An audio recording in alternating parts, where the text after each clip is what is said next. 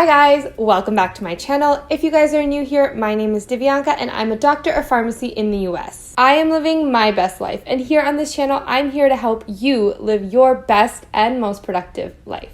Now, I have a lot to talk about today, so let's just get right into it. It is midyear time, and for a lot of people, this can kind of be a stressful time. If you don't know what midyear is, it's an annual convention held by the national organization ASHP for pharmacists nationally. This convention happens in a different city every single year, and thousands of pharmacists attended. Now, there are simultaneously multiple events happening at midyear, but one of the things is interviews for fellowship programs. This is a process I personally went through last year, 2019 midyear, which was held in Las Vegas, and I'm here to help those of you navigating that right now.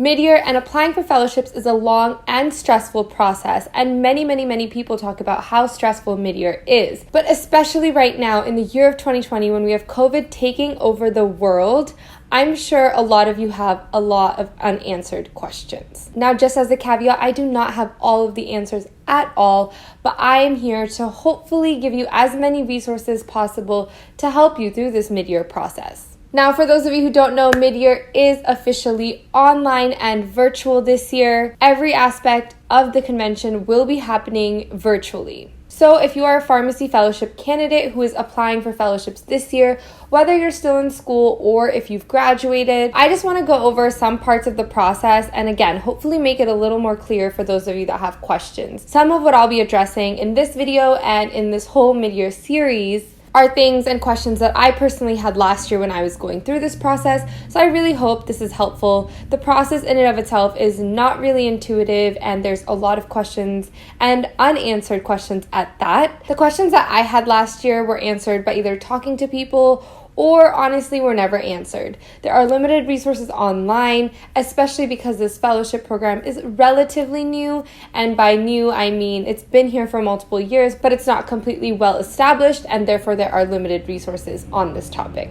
So as I kind of touched upon, I'm actually going to be doing a midyear series of these videos. Of course, this is the first of them, and in each video I'll just be highlighting a topic that is of course hopefully helpful. Today I'm going to talk about the different programs that kind of exist, how to apply to those different fellowship programs within the overarching programs, how to go about applying for them, the different platforms that they are on, etc. So just to give you an overview of how it actually works, different pharmaceutical companies that have fellowship programs usually partner with a pharmacy school to hold their program. So usually a fellowship program is a pharmaceutical company and a pharmacy school combined. There are aspects to the fellowship that usually deal with both the company and the school, and I can get into that in another video, but that's generally how it works. Now, every single year, there are many pharmaceutical companies who decide not to partner with a pharmacy school in the nation, and those are known as independent programs. So overall, the two main types of fellowship programs that exist are one that are affiliated with schools and two that are independent. In the past, in a pre-COVID, non-virtual time, what usually happens is that most of the programs that are affiliated with schools and that are independent start rolling admissions for accepting applications mid to end of October. Those are usually through those programs separately, and again, especially for those independent programs, just through those companies. Now, the biggest fellowship program in the nation is through the Rutgers Pharmacy School. And the Rutgers Pharmacy School actually has its own process, and that all happens at midyear. So the process prior to midyear is honestly just to obtain a lottery number. So how it works is you obtain a lottery number prior to going to midyear. And then on the first or second morning of midyear, Rutgers has their own hall, and you show up, you line up in the order that your lottery number is. And in that order, you get to pick which companies you'd like to interview for. Of course, in this situation, it's better to have a number closer to 1 so that hopefully you get your top picks in terms of interviewing for your top fellowship picks. But I'm not really going to dive too deep into that process, but just know that Rutgers has its own process usually. Now, the platform PPS is actually an online platform you have to register for, and a lot of companies do their hiring process for the fellowship program through PPS. So usually you do have to register for that program, and you get to know about different applications that are live through that program. And there's no general rule. Some independent programs can be on PPS, some school affiliated programs can be on PPS. And then generally there's the Rutgers Fellowship Catalog that is also usually there for you to browse, but of course you cannot apply for them prior to midyear. So that is generally how it works, and I just wanted to explain that to you so that we can make comparisons as to what's going on this year. So let's start with PPS in and of itself as the platform. Now this year, even though midyear is virtual, PPS is still going to exist. So what you have to do is you actually have to first register for ASHP Midyear separately. So you have to register for that conference, and then you have to register for PPS, the online platform, to then apply for these programs. I have the PPS link down below in my description bar, and you can find them through the IPHO website as well. So go ahead and follow the link in my description bar below to go to PPS and then register for it and then have access to it. Registration did open on October 5th, so just a few days ago, but that is only registration. You still cannot apply to anything through PPS until the application portal truly opens, which is happening on October 21st. Now, I can't really say what programs are and are not on PPS. Usually that's a gamble in and of itself, so I'm not quite sure what's going on this year, but I'll keep my eyes peeled on the platform, and I will try to keep you guys updated on what actually goes live, what programs are on there come October 21st. My recommendation would of course be to register for midyear. That is the only way you can actually apply for these programs, and then also apply and register for PPS and get that going all before October 21st, so that it's all done, and then you can just go ahead and apply thereafter. Again, all the links are down below. Now, as I mentioned, there are multiple other programs that are affiliated with other schools. So I'm going to go through a couple of those schools with those programs and outline such details. All right, so the first program I want to talk about is through Massachusetts College of Pharmacy and Health Sciences. That is actually where I graduated from last year, and they do have a fellowship program. So again, multiple different pharmaceutical companies partner with MCPHS to bring fellowship program. Now, why the school component is important, and again, I won't go into too much detail here, but different fellowship programs have different requirements, and some of them, especially those who are partnered with the school, have about a one class requirement of you teaching a lecture at that respective school.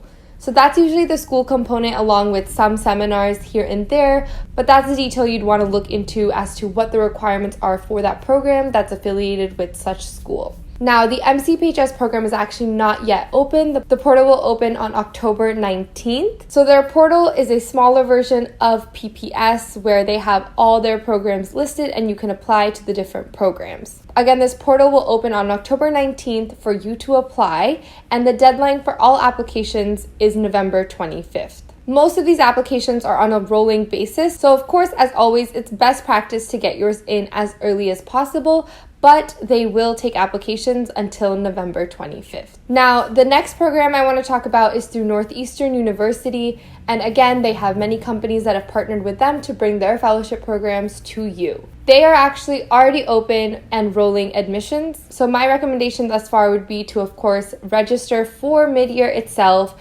register for PPS, the platform, so that come October 21st, you can apply for programs through PPS.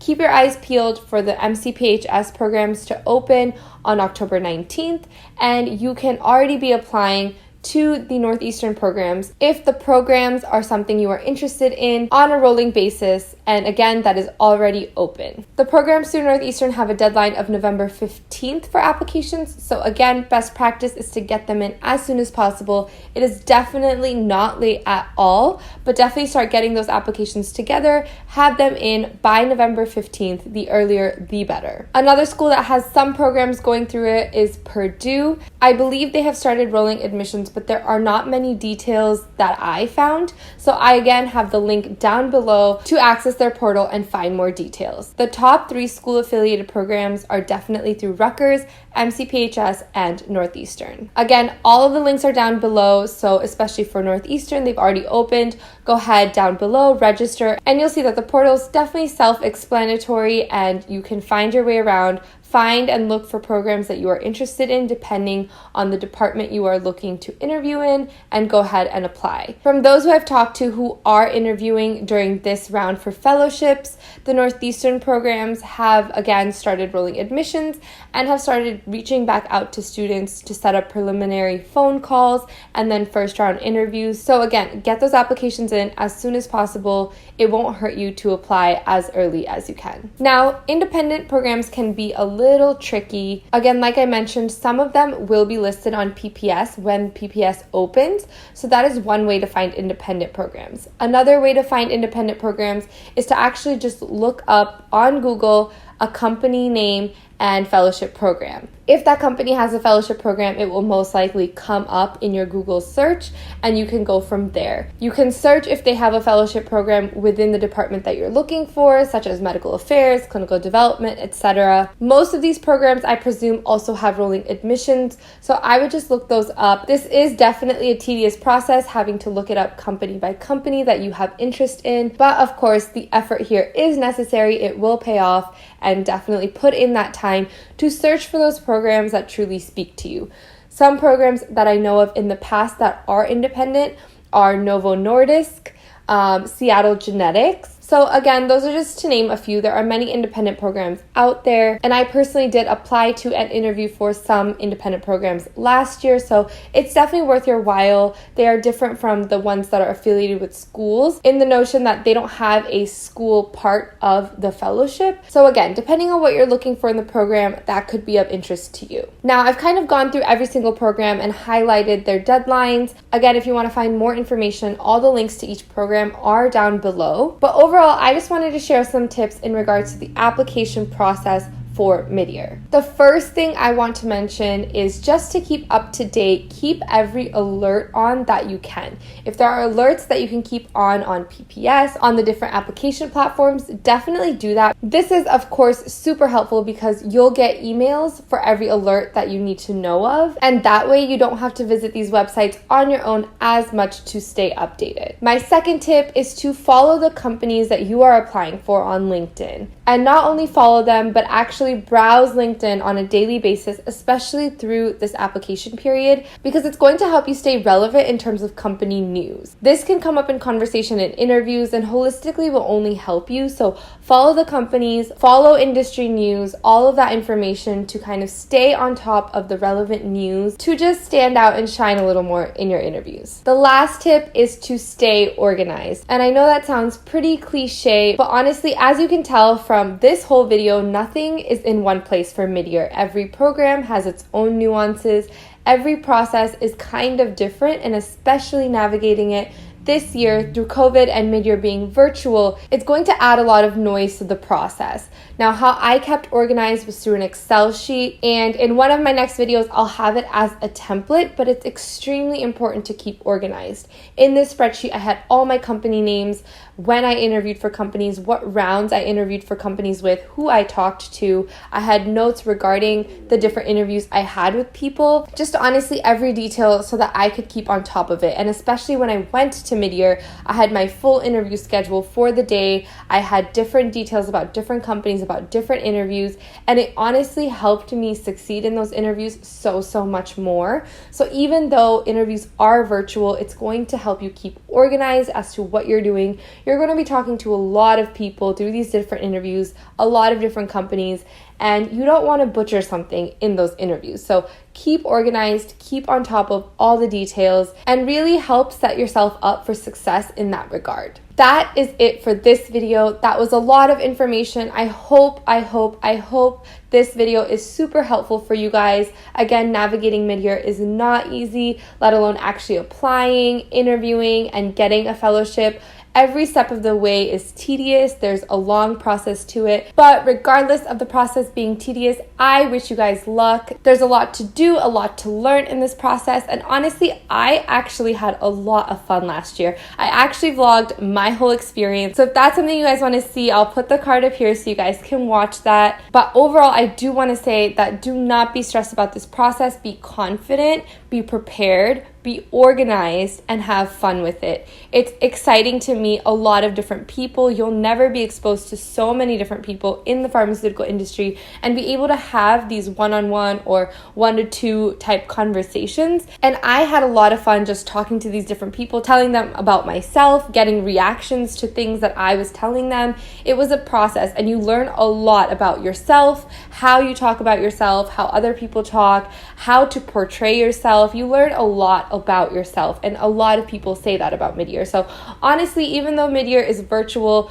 don't let that stop you. Have a good time with it. Meet a lot of people. This is only the start of your career, and regardless of the outcome of Midyear, it is such an amazing process. So that is it for this video. I hope this was helpful, of course. If you guys have any follow-up questions regarding anything I mentioned in this video, or honestly any questions regarding Midyear, feel free to drop them below or email me these questions. I would be so happy to answer them for you if it's helpful for this Midyear 2020 process. If I don't know the answer, I will try to point you to someone who does, but again, I'm here to help you. So I hope this is really helpful for you guys. This is the first of my series, so you'll be seeing a lot more about Midyear. But anyway, that is it for this video, and you guys will see me in the next one.